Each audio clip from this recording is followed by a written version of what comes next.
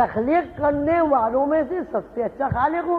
تخلیق کرنے والے مطلب کہ وسائل اللہ تعالیٰ نے جو بنائے ہیں ان کو آمیزہ کر کے ان کو ایک جگہ جمع کر کے آپ کوئی تخلیق کریں. اب جتنی بھی سائنسی ایجادات ہیں جتنی بھی ہیں آپ یہ دیکھیں اس میں وسائل دینے بہت آتے ہیں. اگر وسائل پہلے سے موجود نہ ہو وہ چیز تخلیق ہو ہی نہیں سکتی. مثلا پانی نہ ہو، لوہا نہ ہو، بجلی نہیں بن سکتی. پانی ہوگا وہ جناب پھر وہ سرنگیں ہوں گی، اس میں سے پانی نکلے گا، ٹربائن چلیں گے، ٹربائن کے بعد اس میں ہیٹ پیدا ہوگی، پھر میگنیٹ ہوگا، میگنیٹ اس ہیٹ کو پکڑ کے بجلی بنائے گا، پھر وہاں سے آگے تار بنیں گے، وہ تاروں میں را میگنیٹک فیلڈ بن جائے گی. تو یہ بجلی کا مطلب یہ کہ جب تک ایک چین نہیں ہوگی وسائل اس وقت تک کوئی چیز تخلیق نہیں ہوگی. اور اللہ تعالیٰ جب چاہتے ہیں وہ دیکھیں نا کہا کن، اب لوہا بھی بن گیا، زمین بھی بن گئی، آسمان بھی بن گیا، نہ معلوم اربوں خربوں سنکھوں عالمین وجود میں آ گئے. اصل خالقین کا مطلب یہ ہے کہ اللہ تعالیٰ ایک ایسے خالق ہے جو وسائل کی پابندی کے بغیر تخلیق ہے، اور انسان ایک ایسا خالق ہے جو اللہ تعالیٰ کے بنائے ہوئے وسائل میں محتاج رہ کر تخلیق ہے. ٹھیک ہے کوئی بات یہ کوئی چیز ہے نہیں، لیکن سوال یہ ہے کہ انسان کی ایک مجبوری بھی ہے. انسان جب بات کرتا ہے تو اس کی ایک بہت ساری مجبوریاں ہیں. مثلا یہ کوئی نہ کوئی اسے لفظ چاہیے. اب میں، تو، ہم، تم، زید، محمود، حالانکہ آپ یہ دیکھیے زید بھی نام ہے، محمود بھی نام ہے. اب زید بھی وہی ہے، محمود بھی وہی ہے، ناک نقشہ آنکھ ناک انسان ہی ہے. تو اصل میں یہ ہماری جو ویکیبلری ہے وہ اتنی محدود ہے، اتنے کم لفظ ہیں کہ جب ہم بات کرتے ہیں تو وہ اس میں ہم اتنا جکڑ جاتے ہیں اپنی اس محدودیت میں کہ ہم مجبور ہیں ایسی باتیں کرنے پر جو ہم خود بھی نہیں سمجھتے. اب میں سے مراد ہم یہ لیتے ہیں کہ کوئی ایک فرد اپنے آپ اپنی انفرادیت کی نشاندہی کر رہا ہے، میں، تم.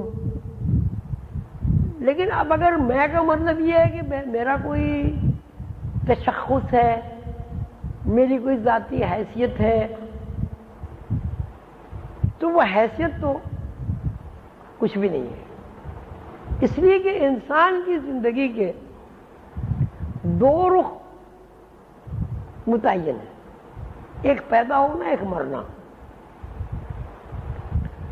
پیدا ہونا اور مرنا یہ دونوں حالتیں ایسی ہیں کہ جو بھی آدمی اس دنیا میں پیدا ہوا اسے مرنا ہے.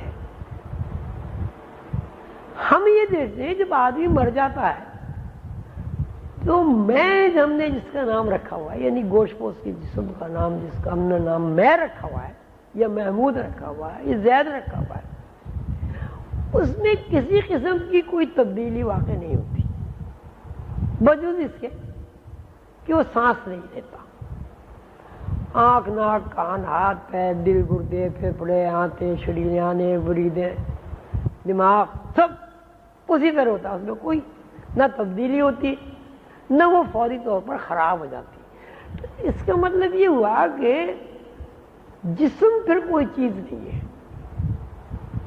اگر آپ نے اپنا نام زید رکھا ہے اور زید نام ہے گوشت پوش کے اس جسم کا جس کو آپ اپنی انفرادیت کہہ رہے ہیں، تو یہ نام بیکار بات ہوئی. اس لیے کہ جب ہم مر جاتے ہیں تو باوجود ہے کہ نور عالم میرا نام ہے لیکن میں حرکت نہیں کر سکتا. اچھا ہم نہیں مرے، موت وارد نہیں ہوئی، چند سیکنڈ کے لیے ہمارے اندر سے روح نکل جاتی ہے، ہم کچھ بھی نہیں کر سکتے، حالانکہ جسم اسی طرح موجود ہے. ہم سوتے ہیں، جب ہمارے اوپر نیند کا غلبہ آ جاتا ہے تو ہمارا جسم موجود ہے، سانس بھی لے رہا ہے، خواب دیکھنے کی حالت میں ڈر بھی رہا ہے، خوش بھی ہو رہا ہے، اپنے دشمنوں سے مل کے خوفزدہ بھی ہو رہا ہے، اپنے دوستوں سے مل کے اس کے اندر مسرت کی لہریں بھی دوڑ رہی ہیں. لیکن ہم یہ نہیں کہہ سکتے کہ وہ خوش ہو رہا ہے یا وہ غمگین ہو رہا ہے یا وہ رو رہا ہے. تو اس کا مطلب ہے کہ روح اندر رہتے ہوئے بھی اگر اس جسم سے اپنا رشتہ توڑ لے تب بھی اس جسم کی کوئی حیثیت باقی نہیں رہ جاتی. اب جیسے ہم یہاں سب بیٹھے ہوئے ہیں، ہمارے کان بھی سن رہے ہیں، ہماری آنکھیں بھی دیکھ رہی ہیں، ابھی ایک لمحے کے لیے ہمارے اندر سے روح نکل جائے تو ہم کچھ بھی نہ دیکھ سکتے نہ سن سکتے. ہمارے اندر سے روح نکل جائے، ہم کھانا نہیں کھا سکتے، ہم پانی نہیں پی سکتے، ہم سو نہیں سکتے، ہم شادی نہیں کر سکتے، ہمارے بچے نہیں پیدا ہو سکتے. مائیں اپنے بچوں کو مردہ ماں کا کبھی دودھ پیتے دیکھا کسی بچے کو؟ تو یہ جو میں جو ہے، جس کا یہ گوشت پوش کے جسم کا نام ہم نے میں رکھا ہے، یہ بالکل عقل کی کوتاہی ہے اور عقل کی کمزوری ہے اور شعوری محدودیت ہے. یہاں میں کوئی چیز نہیں ہے. اصل چیز جو ہے وہ آپ کی اپنی روح ہے. وہ روح جو ہے وہ اپنی انفرادیت ظاہر کرنے کے لیے یا کسی مخصوص روپ میں اپنا مظاہرہ کرنے کے لیے کوئی نام رکھتے ہیں. اب وہ جب طوطے میں ہوتی ہے تو طوطا کہتا ہے میں طوطا ہوں، جب وہ انسان میں ہوتی ہے تو انسان کہتا ہے میں انسان ہوں، وہ کسی درخت میں ہوتی ہے تو وہ درخت کہتا ہے میں درخت ہوں. لیکن واقعی یہ اس گوشت پوش کے جسم کا کوئی نام نہیں ہے. اصل چیز ہے روح جس جسم میں، جس لباس میں، جس تصویر میں، جس خول میں، جس خد و خال میں اپنا مظاہرہ کر رہی ہے، وہ اصل چیز ہے. اس کو بامر مجبوری ہم میں کا نام دیتے ہیں، اس لیے کہ ہمارے پاس لفظ نہیں ہے. ہمارا شعور اتنا محدود ہے کہ ہم کسی چیز کو صحیح معنوں میں نہ بیان کر سکتے ہیں، صحیح معنوں میں نہ اس کو سمجھ سکتے ہیں. کبیر داس کا بڑا مشہور دعا ہے، رنگی کو کہیں نارنگی. رنگی کو یعنی جو چیز ایسی ہے جس کی ہر چیز رنگین ہے.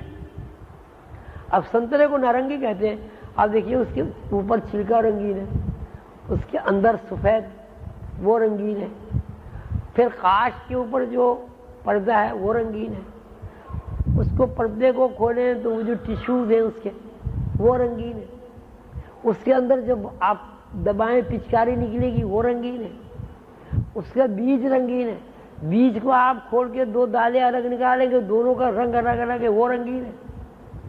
اس کا نام رکھا انسان نے نارنگی، کوئی رنگ نہیں. رنگی کو کہیں نارنگی، تتمال کو کھویا. دودھ 10 سیر دودھ آپ جب جلا دیتے ہیں تو آپ کو مشکل سے 1.5 سیر کھویا ملتا ہے، 2 سیر کھویا ملتا ہے. یعنی 10 سیر دودھ کے جوہر کو، 10 سیر دودھ کے جوہر کو جو آپ نے 10 سیر دودھ جلا کے پھونک کر 1 سیر یا 1.5 سیر کھویا نکالا، اس کو جو جوہر ہے دودھ کا جو حاصل ہے اس کا نام آپ نے رکھا کھویا، یعنی کھو دیا. رنگی کو کہیں نارنگی، تتمال کو کھویا. چلتی کو کہیں گاڑی، یعنی جو چیز چلنے والی ہے. بھئی گاڑی کا مطلب چلنے والی. اب اس کا